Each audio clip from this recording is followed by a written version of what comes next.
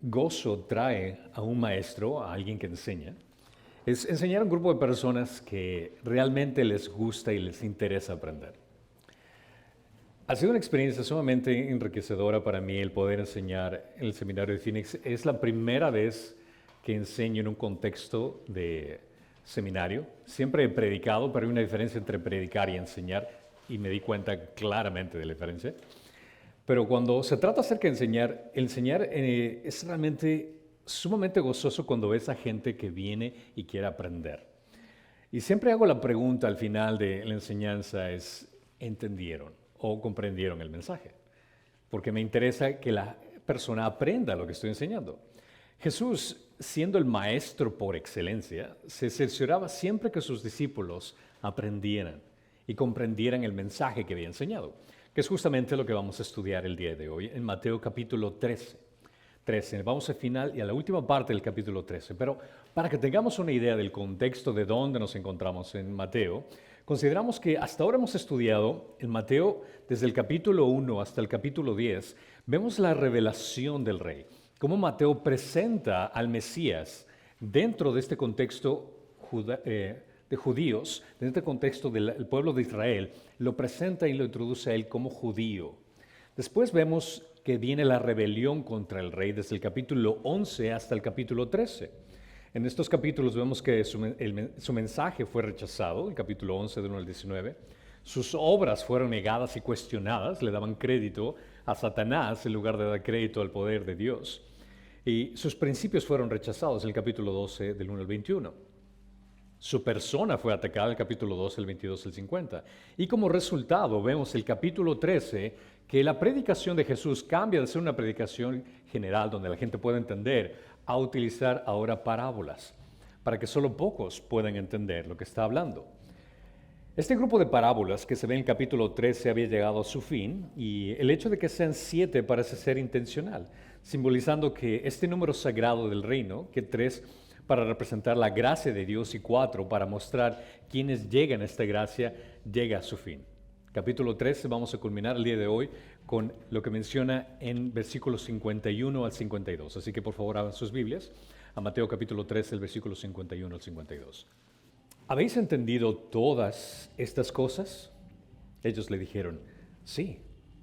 Y él les dijo, por eso, todo escriba que se ha convertido en un discípulo del reino de los cielos es semejante al dueño de casa que saca de su tesoro cosas nuevas y cosas viejas. Amén. Como un buen maestro, quería cerciorarse Jesús que sus discípulos que habían aprendido de él hayan entendido todo esto que habían aprendido, especialmente con la sección de las parábolas. Jesús les pregunta si entendieron con claridad todo lo que él había enseñado. Un buen maestro tendría respeto por el beneficio de sus oyentes para darse cuenta si es que cada uno de ellos había aprendido, considerando que Jesús les había enseñado las parábolas y había explicado las parábolas a ellos en privado, pero otras no fueron explicadas. Por lo menos Mateo no nos relata que hayan sido explicadas en privado. Previamente los discípulos reconocieron implícitamente una falta de entendimiento cuando le preguntaron a Jesús 2 veces en las parábolas qué quería decir con esto. Por lo que nos sorprende que Jesús ahora les pregunte finalmente que han captado esta enseñanza. Al entender lo que menciona el versículo 51, es por el hecho del contexto anterior de lo que había ocurrido. En Mateo 13:10 menciona, y acercándose los discípulos le dijeron, ¿por qué les hablas en parábolas? Implicando, ellos no entienden. Pero también más adelante, en el versículo 36 menciona, entonces dejó a la multitud y entró en la casa. Y se les acercó a sus discípulos diciendo, explicándoles la parábola de la cizaña del campo.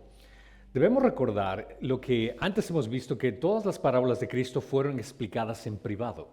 Los discípulos, es decir, aquellos que Jesús había elegido para que lo sigan, ellos tuvieron el privilegio de poder escuchar la explicación de las parábolas. Mientras que los demás que escucharon las mismas parábolas pudieron tal vez entendido ciertas ideas, conceptos, pero no entendieron la profundidad de lo que quería dar Jesús en su mensaje. Y ahora el Señor, después de haber enseñado de esta manera amable y familiar, les advierte al mismo tiempo que su objeto es de que ustedes que han entendido ahora estas parábolas, tienen que valorar esta información. No se trata únicamente de que ustedes comprendieron perfecto, váyanse a casa, todos estamos bien, sino que esto va a conllevar a una responsabilidad mucho más grande, el hecho que ustedes ahora entiendan esto. De esta manera, agudiza sus mentes cada vez para la instrucción de otros. Es decir, que cuando comprendan esta información, ahora va a ser su responsabilidad de que ustedes compartan esta información con alguien más. Ellos afirmaron que sí habían entendido. Gracias a las explicaciones en privado y en la forma como los había instruido, la comprensión de los discípulos iba incrementando de poco en poco, pero no a la perfección. Ellos estaban en esta etapa cuando leemos este pasaje que apenas estaban creciendo en su conocimiento acerca de lo que Jesús había enseñado.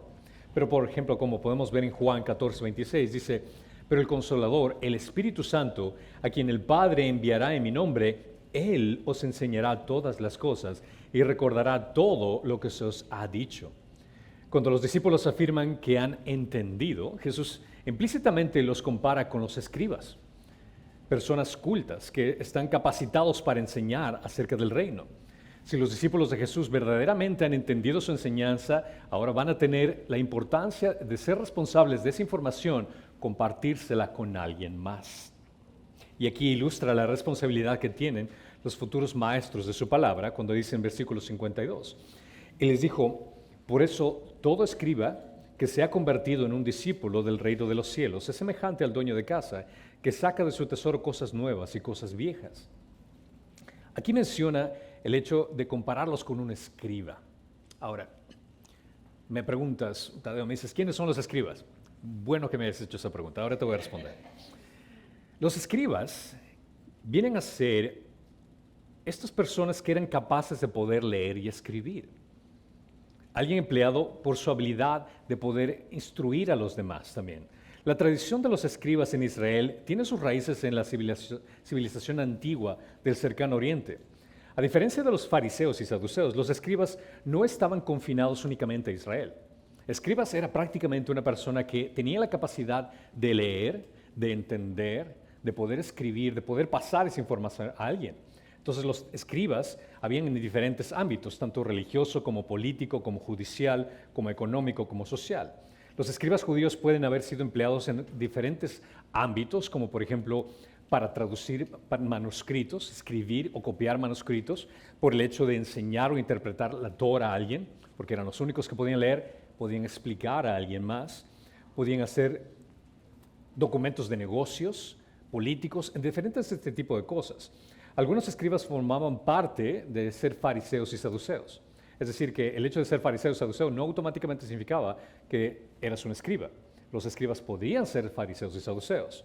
Su educación, especialmente su habilidad de poder leer y escribir, les permitió desempeñar muchas funciones dentro del gobierno y actividades religiosas y también dentro de diferentes aspectos políticos. Originalmente, en los días de Esdras, si recuerdan, cuando el pueblo de Israel fue cautivo a Babilonia y después regresaron a la tierra prometida, todo estaba destruido. Esdras se encargó de llevar específicamente a este grupo de personas para poder instruir y enseñar nuevamente a toda esta generación, para poder reconstruir no solamente la ciudad, sino que los escribas ahora reconstruyen la cultura, la información que tenían que aprender. Inicialmente los escribas eran grandes buscadores y maestros de la verdad. Y Jesús aquí está diciendo que sus discípulos debían ser como estos escribas, que no solo aprendían y se quedaban con esa información, sino que tenían que compartirlo con alguien más. Escribas eventualmente iban a ser los futuros maestros de lo que conocemos como el Nuevo Testamento. Los padres de la fe iban a ser escribas que iban a enseñar a las siguientes generaciones. Y Jesús fue un escriba que sacó verdades espirituales del almacén de la verdad de Dios, tal como un mayordomo puede sacar el tesoro físico según sea necesario. Jesús les enseñó lo que él ya conocía y quería que ellos hagan lo mismo con otras personas. Se empeñaría en que los discípulos tuvieran esa responsabilidad de exponer la verdad del reino, y esta era una responsabilidad sumamente grande, sobre todo por el hecho de que estarían luchando contra las mentiras del enemigo. Jesús sabía exactamente que iban a haber personas que iban a traer información equivocada. Es por eso que a lo largo del Nuevo Testamento encontramos que incluso los apóstoles motivan a sus seguidores a que se instruyan en la fe, a que enseñen correctamente. Por ejemplo, a Tito vemos que Pablo le escribió, pero en cuanto a ti, enseña lo que está de acuerdo con la sana doctrina. Ahora, ¿cómo vas a poder enseñar lo que es la sana doctrina si es que no sabes leer, si es que no sabes escribir, si es que no sabes enseñar? De la misma forma, a Timoteo le dice de esta forma: predica la palabra, insiste a tiempo y fuera de tiempo, redarguye, reprende, exhorta con mucha paciencia e instrucción, porque vendrá tiempo cuando no soportarán la sana doctrina, sino que teniendo comezón de oídos, acumularán para sí maestros conforme a sus propios deseos, y apartarán sus oídos de la verdad, y se volverán a mitos. Pero tú, sé sobrio en todas las cosas, sufre penalidades, haz el trabajo de un evangelista, cumple tu ministerio. Podemos darnos cuenta de que Jesús estaba realmente interesado por la información que acaban de recibir los discípulos y por la información que quería que continúen con el resto de la iglesia. Jesús enseñó que todo buen ministro del Evangelio debe estar apto para promover el reino de Dios. Debe ser empleado en la iglesia de Dios como un buen maestro que instruye apropiadamente. Por ende, un maestro debe ser un hombre capacitado en las Escrituras, bien familiarizado con los escritos del Antiguo y del Nuevo Testamento. Hombres que tengan un conocimiento espiritual capaces de comunicar con claridad y edificar al cuerpo de Cristo. Ahora, en esto se me viene una pregunta que realmente las Escrituras no lo mencionan directamente, pero vale la pena hacerse. ¿Es importante que un ministro esté capacitado formalmente para servir como pastor? ¿Cuál crees que sería tu respuesta? Considerando lo que Jesús está mencionando a sus discípulos, ¿entienden lo que acabo de decir? Ok, perfecto, porque ustedes van a hacer lo mismo. Implica que un ministro tiene que ser hábil y fiel en el Evangelio, tal como un escriba, que se llama a instruir a los demás acerca del reino. Tiene que conocer las Escrituras, entender lo que significa el antiguo convenio, el nuevo convenio, el entender cada uno de los libros. Aquellos que han de instruir a otros necesitan estar bien instruidos en sí mismos. Si los labios del pastor van a predicar conocimiento, esperas que la cabeza del pastor tenga conocimiento. Un ministro ignorante es como una nube vacía o un vaso o una botella agujerada que defrauda a los que esperan el consuelo y el refrigerio. Muchas personas van a iglesias esperando recibir algo de Dios, pero lo único que reciben es emocionalismo. Lo único que reciben es: hazme sentir bien en este momento, pero realmente no existe nada de sustancia en eso. Un ministro responsable debe valorar el oficio que se le ha encomendado. Es responsable el servir a una congregación y no estar preparado para eso. Y se me hace interesante que cuando se trata acerca de pastores, cuando se trata acerca de ministros, no tenemos la misma rigurosidad de exigir las credenciales como, por ejemplo, cuando vamos a un doctor. Si es que tú vas a un doctor a la oficina y te topas con una persona que dice: ¿sabes qué? Yo no tengo un título, no tengo una educación formal, pero yo tengo la pasión para aprender, yo me he leído muchísimos libros, yo he aprendido por mi propia cuenta. Ahora, mi pregunta para ti es: ¿vas a permitir que esa persona tome un bisturí enfrente de ti? Espero que no. ¿Qué con respecto a un abogado? Bueno, estoy pasando por esta situación difícil, vengo ante ti que eres un abogado. ¿Sabes qué? Yo no tengo un título de abogado, pero me he visto todas las series de Ley y Orden en la televisión, así que yo sé qué voy a decir en la corte. Si es que pensamos que eso es chistoso, ¿por qué pensamos en la misma forma con respecto a una persona que está enseñando la palabra de Dios, que solo necesita la pasión de poder enseñar? Considera que en este ámbito, un pastor está guiando a otras personas a nivel espiritual, que esto implica mucho más que un aspecto físico. Porque al final de cuentas, físicamente puedes restaurar tu cuerpo, puedes ser otro doctor, lo que sea, pero en aspecto espiritual, estamos hablando de la eternidad. Estamos hablando de tu bienestar del alma, que va por toda la eternidad. Efesios 4:11 menciona: y él dio a algunos ser apóstoles, a otros profetas, a otros evangelistas, a otros pastores y maestros, a fin de capacitarlos a los santos para la obra del ministerio, para la edificación del cuerpo de Cristo. Esto quiere decir que prácticamente Dios está dando a la iglesia como regalo a maestros dentro de la iglesia, para que puedan capacitarse y que puedan la iglesia crecer en el conocimiento de Dios. El apóstol Pablo nos dice que cuando un hombre ocupa el oficio de evangelista, de pastor y maestro, su llamado es una realidad de un don que Dios ha dado a la iglesia, una responsabilidad que no se puede tomar a la ligera. Y esta es una verdad que cada vez que me pongo enfrente de ustedes reconozco. No puedo decir cualquier cosa solo por el hecho de que suene bonito. No puedo hablarles acerca de Dios, es que realmente no lo he estudiado. Porque al final de cuentas yo voy a tener que estar en presencia de Dios, y voy a tener que rendir cuentas por cada uno de ustedes, por todas las cosas que he enseñado. Por ende, el valorar la importancia de lo que se enseña desde un púlpito es muy importante. Dios nos ha cableado con diferentes dones espirituales para equipar a los miembros de la iglesia para una vida de servicio. Entonces, el propósito de una persona que tiene el don de enseñanza es poder enseñar a otros. Pero el hecho de que tengas el don de enseñanza no significa que seas un buen maestro. Significa que tienes la capacidad de hacerlo, pero tienes que ejercitar ese don. Es como un músculo. Si es que no lo ejercitas, no va a poder funcionar apropiadamente. De la misma forma, cuando alguien tiene el don de enseñanza, que tiene la capacidad de poder explicar las cosas que aprende, tiene que equiparse y fortalecer ese don para enseñar apropiadamente. Pablo instituyó a Timoteo: lo que has oído de mí en la presencia de muchos testigos, eso encarga a hombres fieles que sean idóneos para enseñar también a otros. ¿Qué dice aquí? Hombres fieles que sean idóneos. No cualquier persona. La educación formal, ya sea en un seminario, en una escuela, en una universidad, ayuda a asegurar que el ministerio de la palabra de Dios no solo se mantenga, sino que dé fruto en la iglesia, porque vas a nutrir apropiadamente al cuerpo de Cristo. Este no es un llamado para cualquiera, sino para alguien que entiende la grandeza y el compromiso de hablar acerca de Dios. Primera de Timoteo 3:1 menciona: palabra fiel es esta, si alguno aspira al cargo de obispo, buena obra desea hacer. Los obispos en ese entonces eran aquellos que estaban encargados de poder enseñar a otros el cuerpo de Cristo cerca de quién es Jesús.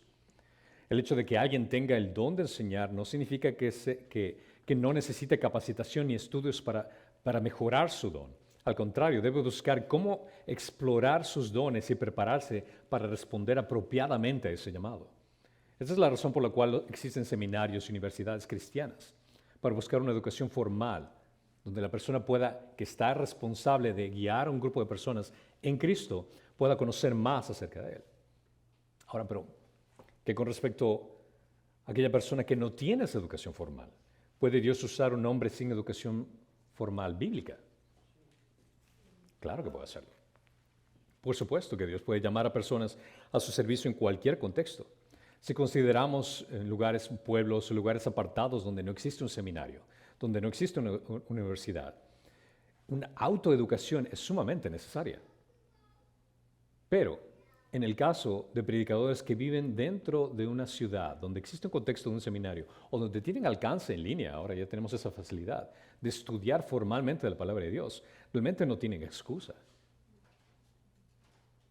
Recuerdo que estaba en una reunión de pastores y estaba hablando acerca de la importancia de la educación. Y algo que les dije claramente: si es que a ti no te gusta leer, si te cuesta el tomar un libro y estudiar, por favor cámbiate de vocación. Porque tu trabajo es el hecho de estudiar constantemente. En primer lugar, la palabra de Dios. El instruirte constantemente para mejorar en cómo presentar la palabra de Dios. Sin duda, la manera de aumentar el nivel educativo de una persona, especialmente a nivel de posgrado, eso va a ayudar a que la persona tenga más comprensión acerca de la palabra de Dios. Añadir una nueva dimensión a la profundidad que tienen las Escrituras. Recuerdo cuando comencé mi camino en servir al Señor y descubrí que tenía el don espiritual. Se me dio la oportunidad de enseñar a un grupo de jóvenes y lo hice por 7 años. Tenía cabello cuando comencé ese grupo de jóvenes. Ahí me sacaron todo. Pero lo hermoso para mí fue el hecho de que tuve la oportunidad de estudiar y aprender al medio de estudiar y enseñar lo que estaba aprendiendo. Al pasar esos 7 años, me había dedicado por lo menos a leer la Biblia una vez al año. Después tuve la oportunidad de servir como pastor en la iglesia, como pastor ejecutivo. Y se me abrieron las puertas para estudiar en un seminario. Lo gracioso del caso es el hecho de que cuando se me dio la oportunidad de comenzar el seminario, la primera semana del seminario, yo al ingresar dije, bueno, realmente no creo que sea tan difícil. Yo estudié la Biblia varias veces, yo tengo una idea más o menos de qué se trata. Solo bastó una semana para que Dios me haga caer en cuenta que soy la persona más ignorante de las Escrituras. Me hizo caer en cuenta que mi visión era como de esos caballos que tienes como protección al frente, que solo pueden ir al frente. El seminario me hizo quitar esa limitante y ver un horizonte mucho más grande. Me tomó 8 años de tener una maestría en divinidad, que lo único que puedo decir acerca de ese título es el hecho de que me falta mucho por conocer, que soy ignorante todavía. Solo sé que me falta más por conocer. Estoy siguiendo un doctorado en este momento y puedo decirte nuevamente, cada vez que me siento la persona más ignorante del grupo. Pero me encanta, por el hecho de que el aprender, el motivarme a seguir aprendiendo acerca de quién es Dios, es el hecho de que estoy sirviéndole al Dios Todopoderoso y tengo que ser fiel en la forma como predico con ustedes y lo que les enseño a ustedes. ¿Por qué? Porque mi gozo es el hecho de que cada uno de ustedes pueda glorificar a Dios dentro del contexto de sus vidas. Ese es el objetivo y ese es el fin. La formación en el seminario es muy valiosa porque te ayuda a crecer en madurez social, te ayuda a conocer a otras personas de diferentes rasgos de ministerios, te ayuda en madurez mental, en corregir errores que has enseñado tal vez alguna vez. Y eso es algo que recuerdo que yo lo hice. Yo enseñaba, bueno, la Trinidad viene a ser como una manzana, donde está la cubierta, lo que es la carne y la semilla. O decía, la Trinidad viene a ser como el hielo y el agua y el vapor. Y son ejemplos muy prácticos para poder ilustrar la Trinidad, pero después al estudiar me di cuenta que estaba enseñando herejía. Estaba enseñando parcialismo. O tal vez enseñaba, bueno, la Trinidad es como yo. Yo soy un hijo, soy un esposo, soy un padre. Eso es modalismo, eso es una herejía. Tenía toda la buena intención de compartir la información que yo había aprendido de alguien más que había escuchado, que pensé que era correcta. Pero no fue hasta cuando fui expuesto a la palabra de Dios y fui retado en la forma que estaba aprendiendo que me di cuenta, estaba enseñando algo mal. Y tenía que pararme en el púlpito y decir, ¿saben qué? Lo siento mucho, me equivoqué. Estoy aprendiendo y sigo aprendiendo. Pero mi corazón es el hecho de honrar a Dios por sobre todo. No se pueden tomar atajos. Un ministro tiene que estudiar de por vida. La instrucción de un ministro del Evangelio debe estar en el reino de los cielos. Esa es su vocación primordial. Un hombre puede ser gran filósofo, un político, y sin embargo, si no está instruido en el reino de los cielos, no será un buen ministro. Lo cual, claramente Jesús hace caer en cuenta a sus discípulos que ministros capacitados en la palabra tienen la responsabilidad de enseñar a otros sobre Cristo. Si Dios ha escogido a ciertas personas para poder aprender acerca de Él, tenemos la responsabilidad de conocer claramente lo que dice su palabra y enseñar a otros de una forma correcta. Un buen ministro se encarga de nutrir a la congregación. Y Jesús hace esta referencia como es semejante a esa persona de casa que da tesoros nuevos y viejos. Cuando da esa referencia de dueños de casa, la analogía de un dueño de casa es visto como alguien que está preparado para cuidar a su familia o a invitados, otorgando cualquier necesidad que se presente dentro del hogar. Los discípulos de Jesús estaban siendo capacitados en este caso para ser mejores que los escribas y los fariseos, para servir como maestros de la ley. En su almacén de instrucción tenían tesoros del Antiguo Testamento que ellos habían escuchado, pero ellos, los discípulos, ahora tenían tesoros que Jesús les estaba dando para entender el porqué de cosas que se habían enseñado en el Antiguo Testamento y la sombra que apuntaba a la sustancia que está en Cristo. Mateo refleja aquí incluso su propio compromiso. Cada uno de nosotros tenemos en nuestras manos el libro de Mateo y él asumió ese compromiso. Él fue el escriba que nosotros estamos recibiendo el beneficio. Podemos conocer más de Jesús gracias al hecho de que Mateo fue fiel en obedecer a Jesús. Y él escribió acerca de lo que él había dicho. Mateo se dirige especialmente a los escribas cristianos de la época, cuya vocación era discipular a los gentiles acerca del mayor maestro que era Jesús. Mateo 23, 34 menciona, por tanto, mirad, yo os envío profetas, sabios, ¿y qué dice aquí? Escribas. Gente capacitada. De ello, a unos los mataréis y crucificaréis, y a otros azotaréis, y vuestras sinagogas y los perseguiréis de ciudad en ciudad. Se espera que los escribas cristianos puedan satisfacer las necesidades de sus oyentes con verdades extraídas de la herencia de la palabra de Dios. La mayoría de los discípulos originales no eran escribas, no tenían educación formal, eran pescadores, pero fueron empoderados por el Espíritu Santo para compartir esos tesoros con el resto de la iglesia primitiva. Y estos tesoros vienen a ser la ley de la sabiduría, que usualmente se le consideraba como esto. Los escribas se encargaban específicamente de dar esta palabra a la gente para que pueda entender. Conocían los tesoros del Antiguo Testamento, que era la ley, y ahora viene un mensaje nuevo del reino, que era algo nuevo. El significado, por lo tanto, es que los maestros de la ley deben de estar preparados por largos estudios para dar a la gente, como un almacén, con una variedad de instrucción de la palabra de Dios, donde se alimenta de lo que dice el Antiguo Testamento, donde tiene sentido conectando con el Nuevo Testamento y puedo entregarte todo el consejo de la palabra de Dios, porque toda palabra de Dios es inspirada por Dios y útil para corregir, para reprender, para instruir. Al comprender el nuevo convenio, entiendes el reino, puedes leer el Antiguo Testamento y da una conexión completa a lo que habla. Puedes dibujar desde el Antiguo Testamento y sacar el provecho que se obtiene en el Nuevo Testamento apuntando a Cristo. Cuando se trata acerca de los tesoros viejos, los discípulos no debían de despreciar lo viejo por causa de lo nuevo, más bien las nuevas ideas que obtuvieron de las parábolas de Jesús daban a entenderse en luz del Antiguo Testamento. Romanos 15:4 menciona, porque todo lo que fue escrito en tiempos pasados, para nuestra enseñanza se escribió. Todo lo que hay en el Antiguo Testamento fue de beneficio para la iglesia, a fin de que por medio de la paciencia y el consuelo de las Escrituras tengamos esperanza. Toda escritura incluye el Antiguo Testamento, el Nuevo Testamento. Toda escritura es inspirada ¿por quién? Por Dios. Y útil para enseñar, para reprender, para corregir y para instruir en justicia. Así como Jesús no vino a abolir la ley y los profetas, sino a cumplirlos, así los discípulos debían conservar la información que aprenden del Antiguo Testamento para enseñar con la idea del nuevo convenio a la siguiente generación.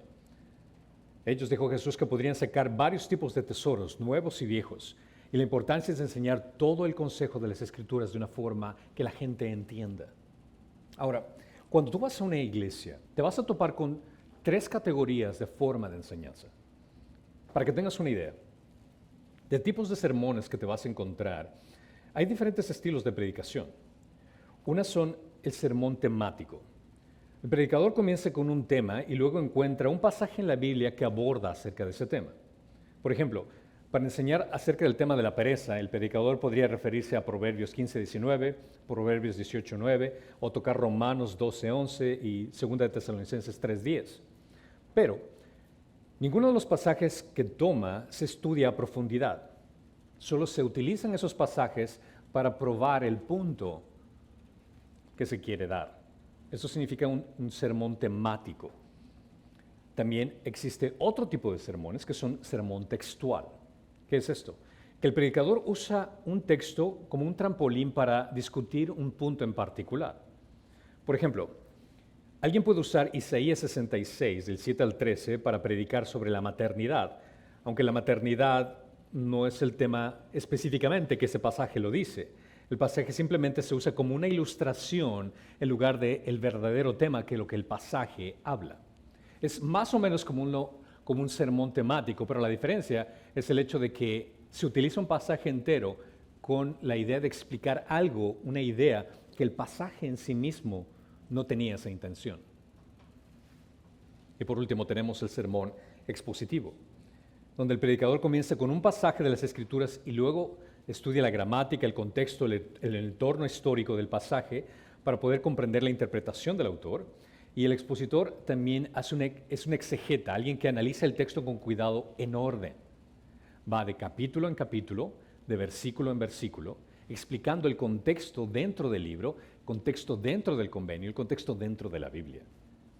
Una vez que el predicador comprende el significado del pasaje, elabora un sermón para explicarlo y aplicarlo, y el resultado es una predicación expositiva. La predicación expositiva involucra la exposición y la explicación comprensiva de las Escrituras. Presenta el significado y la intención del texto brindando comentarios y ejemplos para que el pasaje pueda ser más claro y comprendible. Si bien la exposición no es la única forma válida de predicar, es la mejor para enseñar el sentido claro de todo el consejo de la Biblia. Los expositores generalmente abordan las Escrituras con estas suposiciones. En este contexto, la Biblia es la palabra de Dios. Si cada palabra de Dios es pura y verdadera, entonces cada palabra merece ser explicada y entendida. No nos saltamos, vamos en orden. Es por eso que me ha tomado Mateo casi voy para 2 años. Espero con el favor de Dios terminar en alguna vez, si es que Dios me permite, el Nuevo Testamento, pero bueno, no sé. Continúa que los hombres necesitan sabiduría divina para entender la palabra de Dios. Siempre tenemos que pedir ayuda al autor.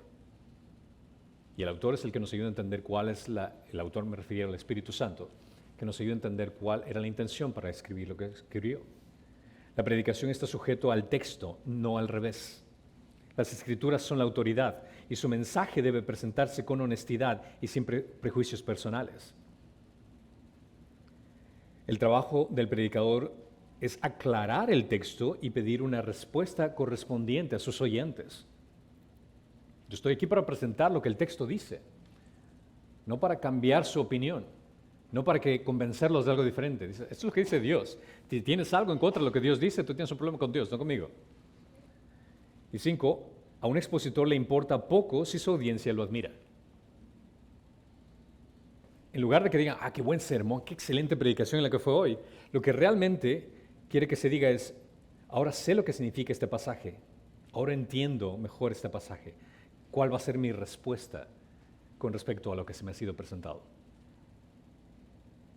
Esa es la idea de una predicación y diferentes estilos de sermones que se dan en la iglesia. El sermón temático es un sermón que si es que es una persona que ha sido enseñada en sermón expositivo, si sabe cómo enseñar de forma expositiva, si sabe qué es el contexto de cada Biblia, no existe ningún problema que una persona enseñe de forma temática. Pero el error se da cuando está única y exclusivamente sermones temáticos. ¿Por qué? Porque no estás dando todo el consejo de la palabra de Dios. Estás dando prácticamente la respuesta de lo que la sociedad te pide que enseñes. He escuchado pastores que se encuentran en problemas cada semana y como que no sé qué enseñar esta semana. Porque la semana anterior enseñé tal punto, ahora voy a hablar de matrimonio, la siguiente semana voy a enseñar de comida, no tengo idea qué más enseñar. ¿Te puedes dar cuenta qué pobre es ese pensamiento cuando tienes 66 libros que hablan acerca de un Dios magnífico y que digas, no sé qué enseñar? Esa es la diferencia de lo que hace una enseñanza expositiva. Para mí es un placer cada semana ir al siguiente pasaje, qué es lo que voy a enseñar la siguiente semana, y para mí el tener un festín, el decir, wow, qué increíble, nunca había considerado esto. Yo no sabía que lo que iba a enseñar este domingo, el día de hoy, iba a ser exactamente esto. No fue hasta cuando comencé a estudiar y analizar y entender el contexto, lo que quería decir que, wow, este es un sermón que va a ser para mí, pero tengo que enseñarles a ustedes. Y también que ustedes aprendan de la importancia de ir a una iglesia saludable. Si ustedes conocen a una persona que puede enseñar expositorialmente y aprenden bien, adelante, continúen, crezcan en ese lugar. Si es que esta no es la iglesia y es que este es otro lugar donde una persona enseña mucho mejor que yo, y realmente lo vas a encontrar, no tengo duda al respecto, adelante, yo te motivo. ¿Por qué? Porque me interesa que tú crezcas en la palabra de Dios. A mí no me interesa crecer mi reino y que la gente me admire a mí. A mí me interesa que tú aprendas en la palabra de Dios. Mi responsabilidad siempre va a ser en crecer en la palabra de Dios. Pero hay gente mucho más capacitada que yo que puede hacer un mejor trabajo que yo. La importancia es que tú crezcas a conocer quién es Cristo. Y esa es la idea. Porque, a final de cuentas, considera que los ministros capacitados de la palabra tienen esa responsabilidad de enseñar a otros sobre quién es Cristo. No podemos perder esa responsabilidad que debe de existir tanto las personas que están en un púlpito como las personas que asisten a la iglesia. Cada persona tiene que comprender que tiene la responsabilidad de crecer en el Señor.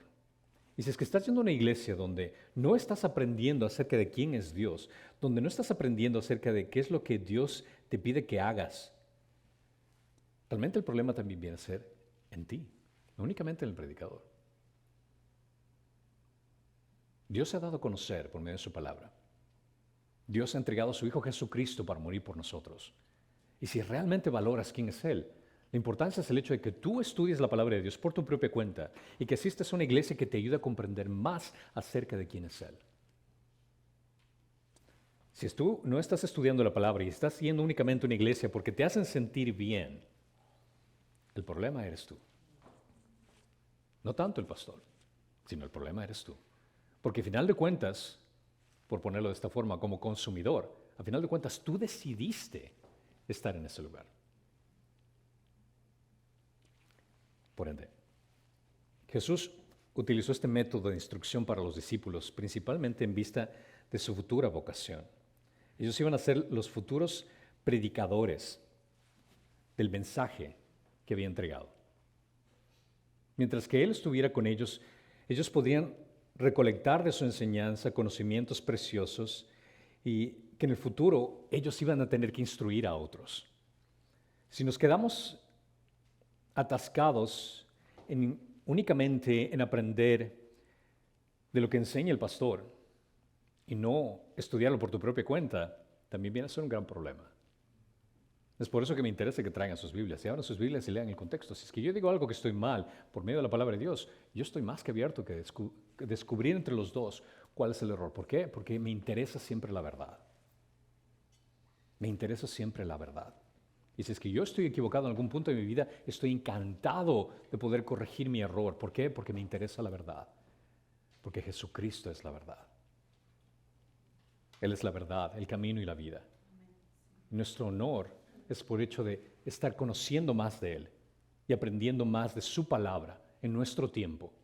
Y el momento que venimos acá es únicamente reafirmar o tal vez añadir ciertas cosas que no sabíamos. Pero es tu responsabilidad también, al ser expuesto al Evangelio, al conocer más de Dios, que tengas que capacitarte a ti mismo estudiando la palabra de Dios y compartiéndola con alguien más. No es solo únicamente mi responsabilidad aquí en un púlpito, sino también es la tuya. Porque ya que conoces acerca de Cristo, conoces acerca de Él, si has sido alimentado por medio de su misericordia y su gracia, también es tu responsabilidad el hecho de que compartas esas buenas noticias con alguien más. Porque al final de cuentas todo es para honor y gloria de Dios.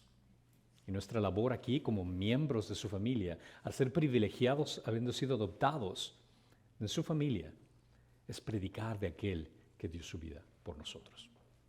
Amén. Gracias, Señor. Padre, te damos por la bendición de conocerte, Señor. La bendición de que tú nos has enseñado por medio de tu palabra quién eres tú. Y Padre, Señor, te pido, en primer lugar, tal vez de forma egoísta, Señor, te pido por mí que me des la capacidad de poder enseñar tu verdad de forma correcta, Señor. Instrúyeme para poder guiar a tu congregación, a tu cuerpo, Señor. Corrígeme si estoy mal. Hazme entender, Señor, para poder enseñar mejor. Y te pido, Señor, también por cada una de las personas que están aprendiendo, que tú traigas convicción en sus corazones, que puedan ir a tu palabra y puedan crecer en ti, que puedan alimentarse personalmente, que no tengan que depender de únicamente los domingos venir a comer espiritualmente, sino que cada día de la semana puedan alimentarse de forma personal, para crecer en tu conocimiento en ti, para madurar de una forma saludable, Señor, y ser más como tú, más como Cristo. Te lo pedimos en el precioso y hermoso nombre que está por sobre todo nombre. En Jesús te lo pedimos. Amén.